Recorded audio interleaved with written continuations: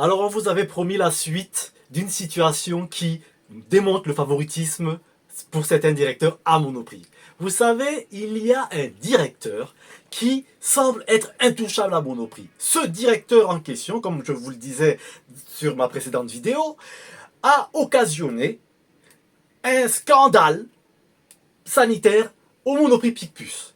Il n'a pas été sanctionné, on l'a déplacé, on l'a mis sur un autre Monoprix, un Monoprix parisien, où cette fois, il a occasionné une perte sèche de 70 000 euros sur des produits frais. Pourquoi? Parce qu'il n'a pas voulu intervenir sur une alarme. Le frigo, c'était complètement éteint et tout, abîmé. Il y a eu une alarme.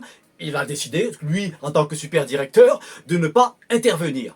Et suite à la procédure, il y a 70 000 euros de marchandises qui ont été jetées.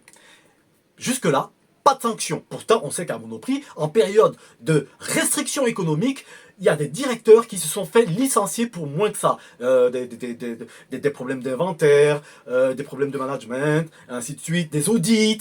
Voilà. Pour moins que ça, ils ont été virés, licenciés ou bien mis à pied conservatoire, ainsi de suite. Lui, rien du tout. Alors, Monoprix, on se demande, c'est quoi cette histoire? Il y a deux poids, deux mesures. Il y a des super directeurs et il y a d'autres qui sont des sous-fifres. C'est ça, Monoprix, maintenant?